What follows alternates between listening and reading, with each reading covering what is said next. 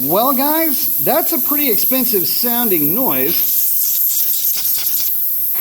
All right, that's why this bike looks like that right now. That gives us an opportunity to go over the bike, clean everything up, nut and bolt this whole thing, make sure she is ready to go for the next round of modifications. So let's see if we can't make a little bit of lemonade out of this sour situation. All right, guys, so let's talk about this bike. Look, this situation, you right there, this situation's given me an opportunity to really get into this bike and deep clean it. Look, you got to remember how this motorcycle spent its entire life. It was basically just a demo mule, and although it was never ridden hard, oh, wait, I got to show you guys this, okay? Check this out. 1,500 miles on the clock on this bike, and the rotors still look like freshly minted nickels. Typically by this time, I've got a ton of bedding in done with the brakes.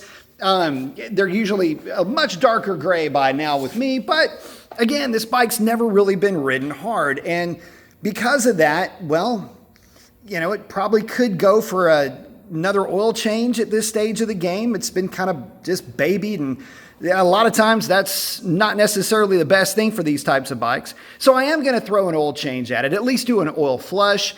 But other things that I'm doing to it, well, mainly just cleaning.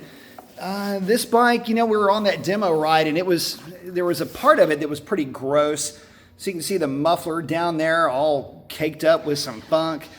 All just back there on that swing arm.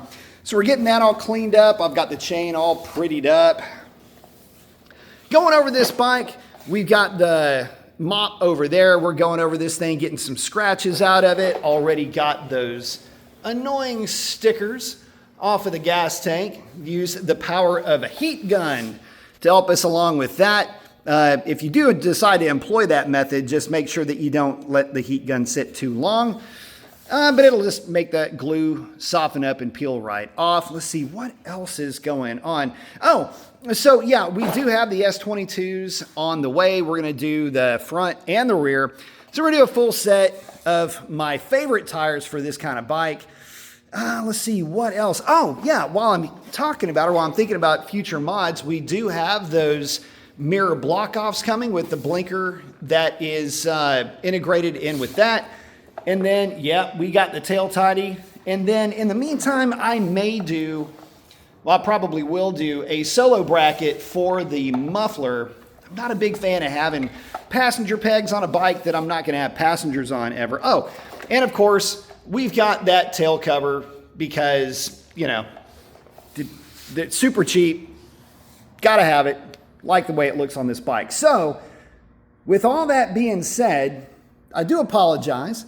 Was hoping to get you guys a lot more videos with this bike early on, but unfortunately, tire situation created the problem for us. But again, it gives me the opportunity to get in here, clean this bike up, nut and bolt everything really well, give it an oil flush, and just knock out some maintenance that I feel like are going to be important. I'll obviously keep you guys posted as soon as the new mods come in. We're going to be installing that. We don't need a back tire on there to do that. I will be, while the back tire is off, we're going to be getting rid of the stock rear sprocket, and I'm going to go probably with an ultralight, but I'm going to keep the stock gearing. I actually like this bike a lot with the stock gearing, and once the exhaust and the tune goes on this bike, she's going to be pretty rowdy anyway. So no sense in trying to add to that. It mainly just want this bike to be a very fun, very fast 750. And my experience with these bikes in the past is going real aggressive with the 750. It takes a little bit away, I think, from the bike. I just really like the way the bike gets down the road with that stock gearing, and with more power, it's just going to be that much better. And yeah, that's going to wrap it up on the 750 outside of getting, the suspension set up, or at least measuring sag, front and rear, all of that. All that's to come, but I do need a rear tire for that. But hopefully we get this thing turned around pretty quickly. I don't really anticipate there being too much downtime. Again, the tires are already on the way. Can't wait to throw a leg over this bike again, but it's not slowing us down. We got plenty in the fleet, plus we got some riding reviews to do for stub cycles as well. So lots coming.